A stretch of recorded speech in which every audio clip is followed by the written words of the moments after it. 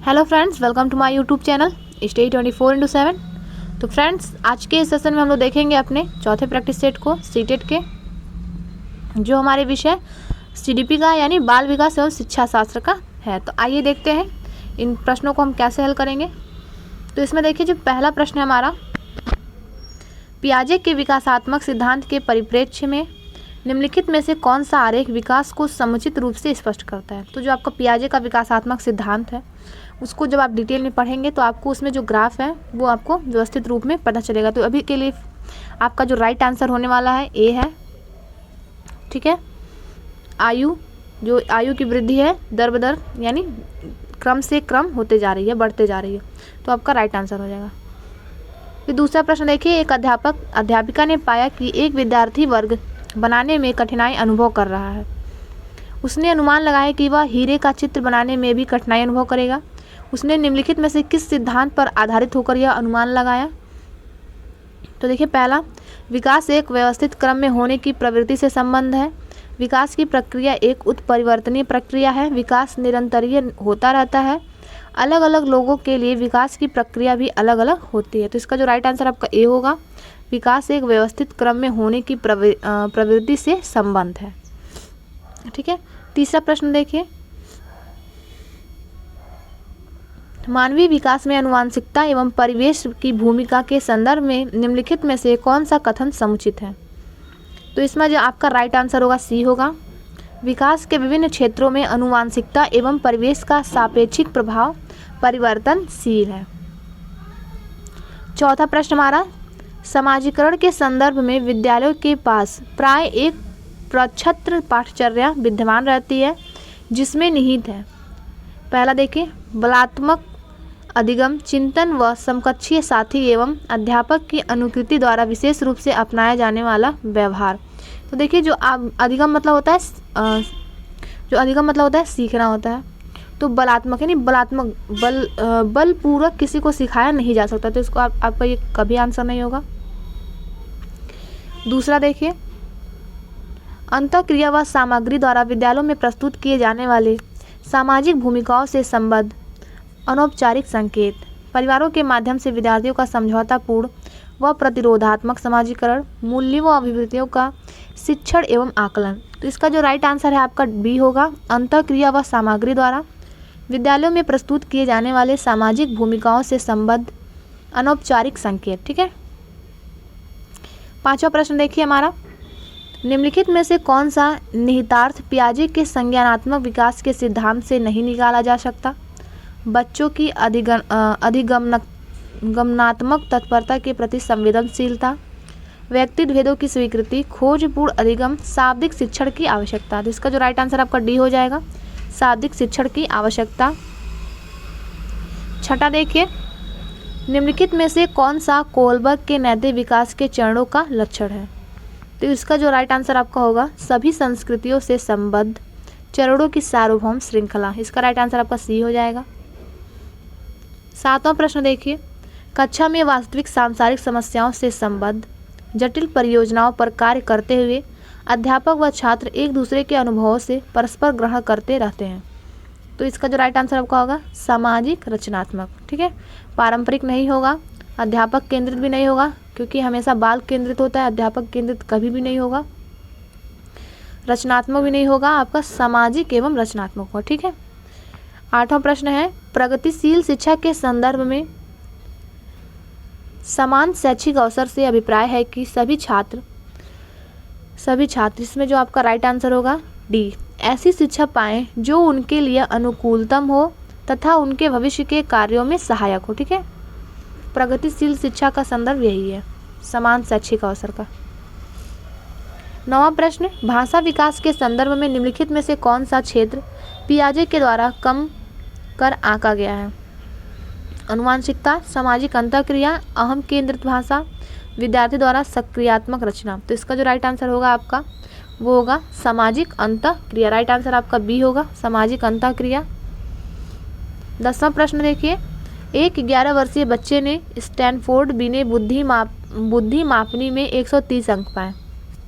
मान लीजिए कि एक सामान्य संभाव्य वक्र में म्यूक्रॉन 100 और उसके बाद सिग्मा 15 है, तो उन 11 वर्षीय बच्चों के प्रतिशत की गणना कीजिए जिनसे इन बच्चे ने बेहतर अंक प्राप्त किए। तो इसका देखिए जो होगा, इसका राइट आंसर होगा आपका 98%। इसके लिए एक फॉर्मूला होता है, तो फॉर्मूला आपको कभी जब इसका थियरी बताया जाएगा तो उसमें बताया जाएगा। अभी के लिए आप इसका राइट आंसर देख लीजिए। 11वां देखिए, 11वां प्रश्न है, निम्नलिखित में से कौन सा निरीक्षण हार्वर्ड गार्डनर के बहुविध बुद्धि सिद्धांत का समर्थन करता है? तो देखिए इसका जो राइट आंसर होगा, मस्तिष्क के एक भाग में हुई क्षति केवल किसी एक विशिष्ट योग्यता को प्रभावित करती है, ना कि संपूर्ण को। ठीक है। 12वां प्रश्न हमारा, योग्यता व योग्यता समूहीकरण के परिप्रेक्ष्य में निम्नलिखित में से कौन सा कथन सत्य है? तो इसका देखिए, विद्यार्थी सम समूहों से बेहतर सीखते हैं। अबाध व प्रभावी शिक्षण हेतु कथा को समरूपी होना चाहिए। छात्र असहिष्णु होते हैं व भेदों को स्वीकार नहीं करते। विभिन्न योग्यता वाले समूहों को ग्रहण करने के लिए अध्यापकों को बहुस्तरीय शिक्षा को अपनाना चाहिए। तो इसका जो राइट आंसर आपका डी हो जाएगा। 13वां प्रश्न, निम्नलिखित में से कौन सा कथन सत्य है? आइए देखते हैं। रचनात्मक आकलन कभी कभी संकलात्मक हो सकता है, तो इसका जो राइट आंसर होगा आपका ए होगा। संकलनात्मक आकलन से अभिप्राय है कि आकलन अधिगम एक निरंतर व अभिन्न अंग है, तो ये गलत है आपका। रचनात्मक आकलन का मुख्य उद्देश्य है विद्यार्थियों की उपलब्धि का श्रेणीकरण, ये भी आपका गलत है। तो इसका जो राइट आंसर आपका ए हो जाएगा। 14वां प्रश्न देखिए, एक अध्यापक अध्यापिका विद्यार्थियों को किसी विषय की अपनी अबोधनात्मकता को प्रतिबिंबित करते हुए संकल्पनात्मक मानचित्र का निर्माण करने को कहता है। ठीक है। इसका जो राइट आंसर क्या होगा, रचनात्मक आकलन कर रहा है या रही है। इसका राइट आंसर आपका बी हो जाएगा। 15वां प्रश्न देखिए, निम्नलिखित में से कौन सा ब्लूम के पुनर्संशोधित वर्गीकरण में मूल्यांकन के क्षेत्र को प्रदर्शित करता है? आंकड़ों का प्रयोग करते हुए ग्राफ अथवा चार्ट का निर्माण करना, या एक समाधान की तार्किक सुसंगतता का परीक्षण करना, प्रदत्त आंकड़ों की प्रासंगिकता का मूल्यांकन करना, वस्तुओं के श्रेणीकरण हेतु एक नूतन पद्धति का निर्माण करना। तो इसका जो राइट आंसर आपका हो जाएगा बी, एक समाधान की तार्किक सुसंगतता का परीक्षण करना। 16वां प्रश्न देखिए, वंचित शिक्षार्थियों के साथ व्यवहार करने के संदर्भ में अध्यापक अध्यापिका को निम्नलिखित मूल्यों में से किसमें विश्वास व्यक्त करना चाहिए? छात्रों की सफलता हेतु व्यक्तिगत उत्तरदायित्व, समुचित व्यवहार की उच्च अपेक्षाएं, विद्यार्थी से किसी प्रकार की मांग न होना, विद्यार्थियों द्वारा स्वीकृति हेतु आघात्मकता व क्रोध का प्रयोग करना। इसका जो राइट आंसर आपका ए होगा, छात्रों की सफलता हेतु व्यक्तिगत उत्तरदायित्व। 17वां प्रश्न देखिए, निम्नलिखित में से किस पद्धति का उपयोग करते हुए हकलाने की समस्या से निपटा जा सकता है? देखिए, अनुश्रुत वाक्य, प्रवर्धित वाक्य, परिणामकारी वाक्य, लंबित वाक्य। तो आपका जो ये है प्रवर्धित वाक्य। ठीक है, राइट आंसर आपका बी हो जाएगा, प्रोलॉन्ग्ड स्पीच। ठीक है। 18वां प्रश्न देखिए, सीखने में आसक्त बच्चे के संदर्भों में तत्काल संबद्धता प्रदान करना, सहयोग पर बल देना तथा गैर अधिगमनात्मक तकनीकी जैसी तत्काल सूचनात्मक बुद्धिपूर्वक गवेषण तथा सामग्री प्रबंधन का उत्तोलन निम्नलिखित में से किस प्रारूप से संबद्ध है? तो इसका जो राइट आंसर आपका ए हो जाएगा, संग्रथित अधिगम। 19वां प्रश्न देखिए, एक समावेशी कक्षा वह है जहाँ तब तक आकलन की पुनरावृत्ति होती रहती है जब तक प्रत्येक अधिगमकर्ता न्यूनतम श्रेणी प्राप्त न कर ले। तो ये आपका सही नहीं होगा, गलत है आपका। विद्यार्थियों का भार कम करने के लिए अध्यापक केवल अनुमोदित पुस्तकें से ही पढ़ाते हैं, ये भी गलत है। समस्याओं का अधिकाधिक समाधान करने की संभावना की दृष्टि से बच्चों की सक्रिय भागीदारिता रहती है, ये भी आपका राइट आंसर नहीं होगा। तो आपका राइट आंसर डी हो जाएगा, अध्यापक प्रत्येक अधिगमकर्ता के लिए वैविध्यपूर्ण व सार्थक अधिगमनात्मक अनुभवों हेतु परिवेश का निर्माण करते हैं। 20वां प्रश्न देखिए, निम्नलिखित में से कौन सा प्रदत्त कार्य प्रतिभाशाली विद्यार्थी के लिए उपयुक्त है? तो इसका जो राइट आंसर होगा आपका सी हो जाएगा, विभिन्न विषयों को ध्यान में रखते हुए विज्ञान की एक नई आदर्शात्मक पुस्तक का निर्माण करना। 21वां प्रश्न देखिए, विद्यालय छोड़ने वाले विद्यार्थियों के नियंत्रण की दृष्टि से सरकारी संगठनों द्वारा संस्था के स्तर पर विभिन्न उपाय किए गए हैं।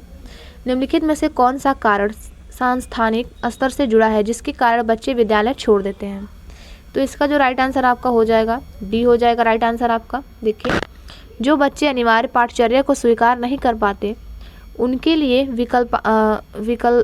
विकल्पात्मक पाठचर्या का ना होना। ठीक है, और बाकी जो अगर आ गया तो आपका सही होगा। बच्चों से भली भांति व्यवहार करने की आवश्यकता के प्रति अध्यापकों का संवेदनशील न होना। ठीक है, तो जिस आपका राइट आंसर डी हो जाएगा। 22वां प्रश्न देख लिए, अधिगम अक्षमताएं। तो अधिगम अक्षमताएं क्या है? तो सामान्य या उससे अधिक बुद्धि लब्धांक वाले बच्चे में भी पाई जाती है अधिगम अक्षमताएं। ठीक है, देखिए 23वां प्रश्न हमारा, समस्या समाधान प्राय उन विद्यालयों में सफल है जहां परिवर्तनशील लचीली पाठचर्या है। तो सही है, आपका राइट आंसर ये हो जाएगा। समस्या समाधान प्राय उन विद्यालयों में सफल है जहां परिवर्तनशील लचीली पाठचर्या है। अब देखिए 24वां प्रश्न देखिए हमारा, संज्ञानात्मक प्रशिक्षुता तथा शैक्षिक संवाद। इसका जो राइट आंसर आपका हो जाएगा ए हो जाएगा। अधिगम को एक सामाजिक गतिविधि के रूप में ग्रहण करते हैं। 25वां प्रश्न देखिए, जो अध्यापक अध्यापिका अपने विद्यार्थियों की त्रुटियों में सुधार करना चाहती है उसके लिए निम्नलिखित में से कौन सा समुचित मार्ग है? उसे अपने विद्यार्थियों की प्रत्येक त्रुटि का संशोधन करना चाहिए। इसके लिए चाहे उसे विद्यालय में देर तक बैठना पड़े तो कभी भी आपका आंसर नहीं होगा। बी वाला, उसे बार बार की जाने वाली तथा सामान्य त्रुटियों की अपेक्षा कम बार होने वाली त्रुटियों का अधिक संशोधन करना चाहिए। यह भी आपका राइट आंसर नहीं होगा। उसे उन त्रुटियों का संशोधन करना चाहिए जो सामान्य अर्थ व अवबोधनात्मकता में हस्तक्षेप करती हैं। तो इसका जो राइट आंसर आपका सी हो जाएगा। ठीक है, तो देखिए 26वां प्रश्न हमारा, निम्नलिखित में से कौन सा कौशल भावात्मक बुद्धि से संबद्ध नहीं है? तो इसमें जो भावात्मक बुद्धि से संबद्ध नहीं है वो क्या है? भावनाओं की आलोचना। ठीक है, 27वां प्रश्न देखिए, आकलन प्रक्रिया के दौरान देविका की उत्तेजना ऊर्जापूर्ण होती है जबकि राजेश की उत्तेजना अनुत्साही। उन दोनों के भावात्मक अनुभवों का अंतर किससे संबद्ध है? तो देखिए ये आपका संबंध है, राइट आंसर आपका सी हो जाएगा, अनुकूलन का स्तर।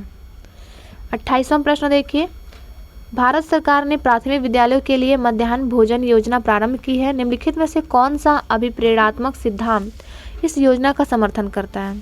तो इस योजना का समर्थन कौन करता है? मानवीय। इसका राइट आंसर आपका डी हो जाएगा।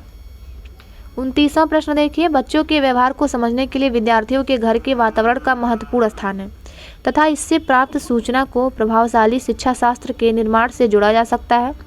यह तथ्य अधिगम के किस सिद्धांत से संबद्ध है?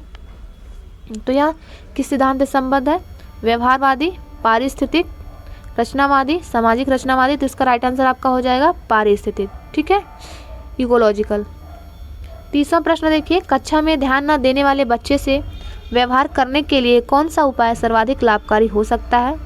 तो इसका जो राइट आंसर होगा आपका बी, बच्चे को उस जगह बैठाना चाहिए जहां सबसे कम ध्यान भंग हो सके। ठीक है, तो फ्रेंड्स वीडियो अच्छा लगे तो लाइक करें, शेयर करें और हमारे चैनल को सब्सक्राइब करें। ऐसे ही आपको प्रैक्टिस सेट और मिलते रहेंगे। थैंक यू फ्रेंड्स, मिलते हैं नेक्स्ट वीडियो में।